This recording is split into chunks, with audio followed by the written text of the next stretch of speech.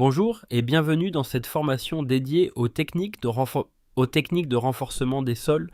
Dans cette formation, nous allons voir comment améliorer les performances des sols en place afin de garantir la stabilité et la durabilité des ouvrages. Nous aborderons les principes fondamentaux, les techniques utilisées, ainsi que les méthodes d'exécution et de contrôle. Commençons tout d'abord par les objectifs de cette formation. L'objectif de cette formation est de vous donner une vision complète du renforcement des sols.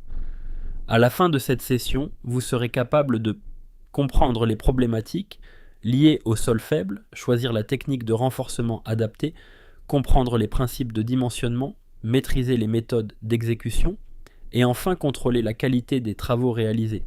Pour atteindre ces objectifs, il est important de comprendre le contexte dans lequel ces techniques sont utilisées. De nombreux ouvrages sont construits sur des sols compressibles ou hétérogènes. Le renforcement des sols vise à améliorer la portance, réduire les tassements, maîtriser les coûts et garantir la durabilité des infrastructures. Cela nous amène directement aux principales problématiques rencontrées en géotechnique. Les principales problématiques géotechniques sont la faible capacité portante, les tassements et tassements différentiels, le risque de liquéfaction en zone sismique et l'hétérogénéité des sols.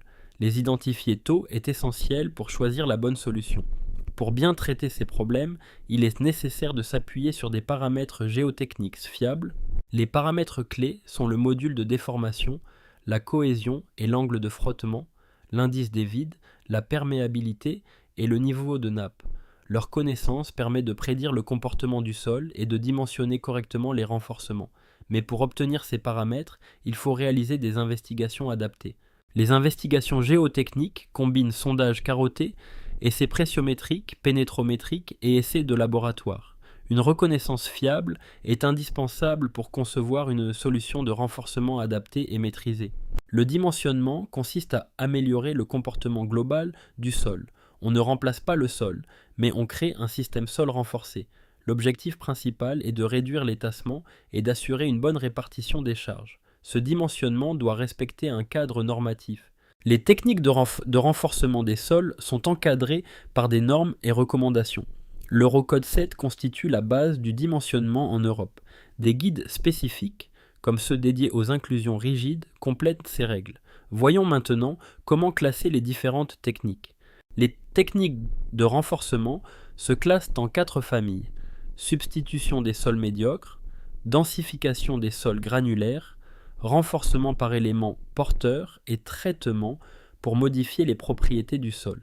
Chaque famille répond à un contexte précis. Commençons par la solution la plus simple, la substitution.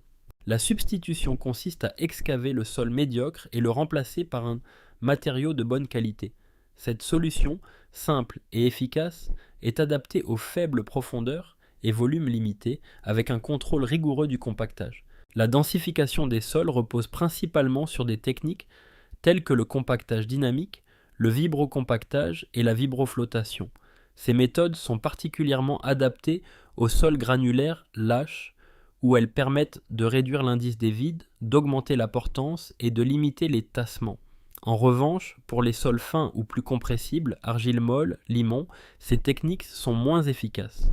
On privilégie alors l'utilisation de colonnes ballastées qui améliorent à la fois les caractéristiques mécaniques du sol et son drainage.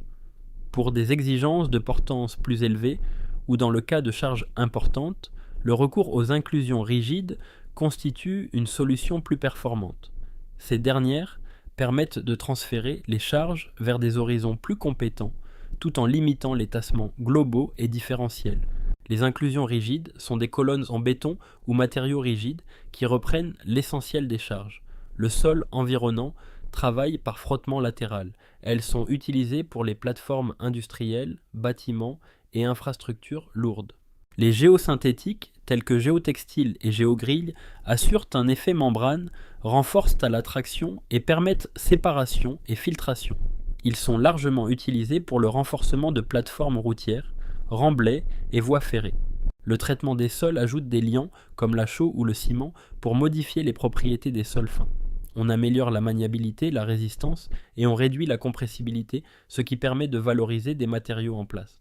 Les techniques d'injection comprennent l'injection de consolidation, le jet grouting et la compensation. Elles réduisent la perméabilité, créent des colonnes de sol ciment ou comblant les vides, notamment sous ouvrages existants en milieu urbain. La réussite d'un projet dépend fortement de la qualité d'exécution. Le respect du phasage et des paramètres est essentiel. Une technique bien dimensionnée peut échouer si elle n'est pas correctement exécutée ou contrôlée. Chaque méthode de renforcement nécessite donc des essais spécifiques adaptés à son principe de fonctionnement. Par exemple, pour le compactage, on vérifie la densité obtenue et la portance. Pour les colonnes ballastées, on contrôle à la fois la géométrie et l'amélioration du sol. Pour les inclusions rigides, on s'intéresse à la capacité portante réelle via des essais de charge. Pour les techniques comme le jet grouting ou le deep soil mixing, le contrôle porte sur la qualité du matériau traité. Il est important de comprendre que ces essais ont plusieurs objectifs: vérifier la conformité des travaux, contrôler la qualité de mise en œuvre et surtout valider les hypothèses de dimensionnement. En résumé, les contrôles ne sont pas une formalité, mais une étape clé pour garantir la performance et la durabilité des ouvrages.